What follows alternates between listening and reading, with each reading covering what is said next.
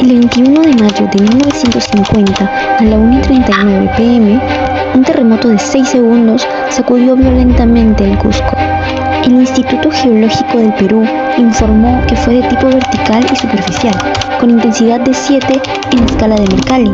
En este breve lapso, más del 50% de las edificaciones quedaron destruidas o inhabitables. Las iglesias de Belén, La Merced y Santo Domingo colapsaron. Las calles de Santa Catalina y El Sol se cubrieron de escombros. Se reportaron 83 fallecidos y 174 heridos graves y daños severos en los barrios de Belén, San Pedro y San Blas. Mientras las construcciones coloniales de adobe y piedra se derrumbaban, los muros incaicos como los de Loreto y Santo Domingo resistieron casi intactos, mostrando su solidez ancestral. Esa noche el Cusco quedó sin luz ni agua y el gobierno del general Manuel Odría envió ayuda y materiales de reconstrucción. El diario El Comercio describió aquel suceso como 6 segundos que cambiaron al ombligo del mundo, un recordatorio de la fuerza de la naturaleza y la resistencia del pueblo cusqueño. Un 31 de mayo de 1970, a las 3:23 de la tarde, el Perú vivió uno de los desastres más devastadores en su historia. Un terremoto de magnitud 7.9 sacudió la región de Ancash y borró del mapa a la ciudad de Yungay. El movimiento sísmico provocó el desprendimiento de una parte del nevado de Huascarán. En cuestión de segundos, una avalancha de lodo, hielo y piedra sepultó completamente Yungay. Este desastre dejó alrededor de 70.000 muertos, 20.000 desaparecidos y 15.000 ancachinos heridos. Me dijeron, vamos a perdonarnos, hoy nos terminamos, hoy es el fin del mundo, diciéndome abrazar. Ahí nomás ya me quedé yo. El terremoto de 1970 no solo destruyó una ciudad entera, sino que dejó una profunda herida en la sociedad peruana. Miles de familias lo perdieron todo y el país entero se movilizó para ayudar a los sobrevivientes. Este hecho marcó la memoria colectiva del Perú, recordándonos la fuerza de la naturaleza y la vulnerabilidad humana.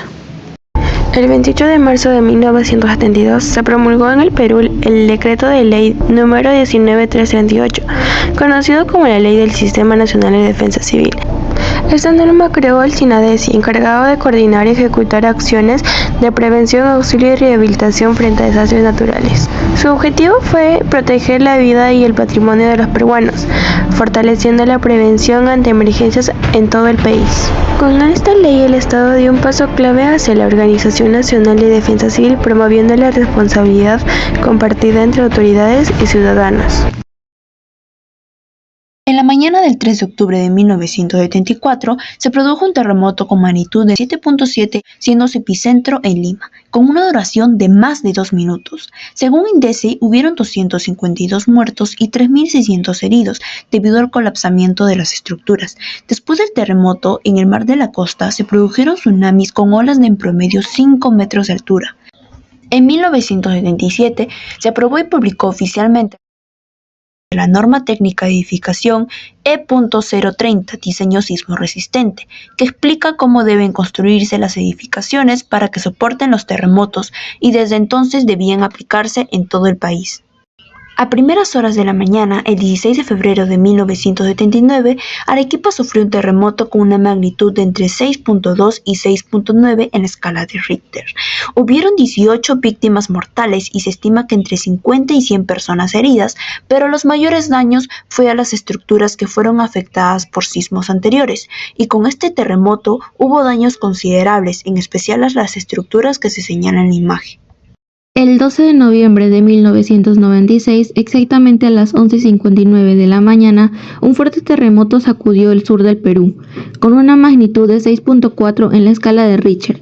El sismo afectó principalmente a las provincias de Nazca y Palpa, en el departamento de Ica, y también a partes de Ayacucho, Huancavelica y Arequipa.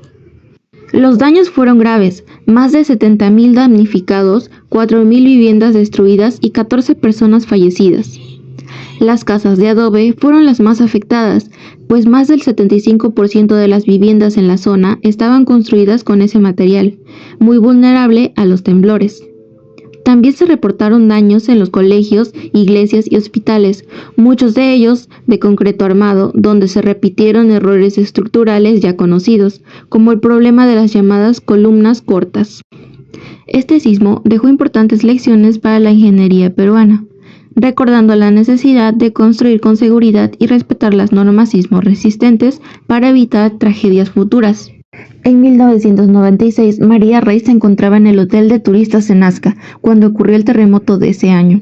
Sufrió golpes en ambas piernas durante el sismo, pero afortunadamente no tuvo consecuencias graves. Asimismo, la solidaridad internacional no estuvo ausente. Bolivia y Chile fueron los primeros países en alcanzar la ayuda humanitaria. Luego se sumarían Japón y Estados Unidos. Hay muchos arquitectos que hablan que los grandes moldeadores de la capital y su caos y desorden han sido los alcaldes y los terremotos. La primera ley, la primera normativa de construcción se hace después del terremoto de 1970, es algo bastante tardío. Pero hay una buena normativa, digamos, hay una buena regulación hecha por excelentes ingenieros peruanos. El problema, el CISMIT es uno de los institutos más involucrados en ese proyecto, la misma Universidad Católica también está involucrada, pero el gran problema es que puede existir la normativa, pero la gente no la sigue. Entonces, los efectos reconstructivos, cuando la edificación ha colapsado y han construido una nueva, quizás sí hay algunas excepciones, ¿no? Algunas construcciones que son sólidas, que han soportado, digamos, los avatares de los sismos por décadas, también, vale decir, ministerios, edificios públicos, etcétera. Pero eso es el 5% de la ciudad. O sea, ¿qué va a pasar con lo demás? Habría que ver todo ese boom inmobiliario que hay hoy en día, y que comenzó en los 90 por el crecimiento y la expansión de la ciudad, tiene supuestamente cumple con normativa sísmica.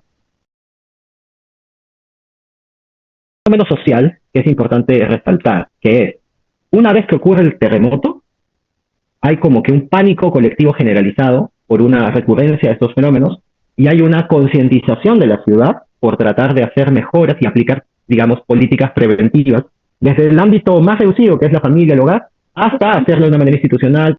Pasan las semanas después de haber ocurrido un gran evento de esta naturaleza, y la conciencia se va perdiendo. O sea, ya porque la gente va volviendo a su rutina, volviendo a los espacios de confort, y evidentemente eso ya queda como que sí, verdad, tengo que hacer la mochila, sí, verdad, tengo que hacer caso del simulacro, sí, verdad, tengo que organizarme comunitariamente para tener rutas de escape. Pero, claro, eso es activo cuando la conciencia está alta inmediatamente después de una situación de emergencia. Cuando digo que sí tuvo un impacto en la transformación es porque paralelamente a esa apertura a la solidaridad internacional, el Perú estuvo en vitrina, una vitrina para poder buscar financiamiento para proyectos de inversión. Y estamos hablando de años 70, gobierno militar, política de transformaciones. Velasco aprovecha esa tribuna para poder conectarse con muchas naciones en el mundo y conseguir financiamiento para sus políticas de reforma. Es decir, financiamiento de la reforma pesquera, financiamiento de la reforma agraria, financiamiento de la reforma industrial, y va consiguiendo financiamientos importantes también en infraestructura de Alemania Federal, de la Unión Soviética, de Japón, de otras naciones, también del Banco, el Banco Mundial y Fondo Monetario Internacional directamente financiaron reconstrucción del terremoto.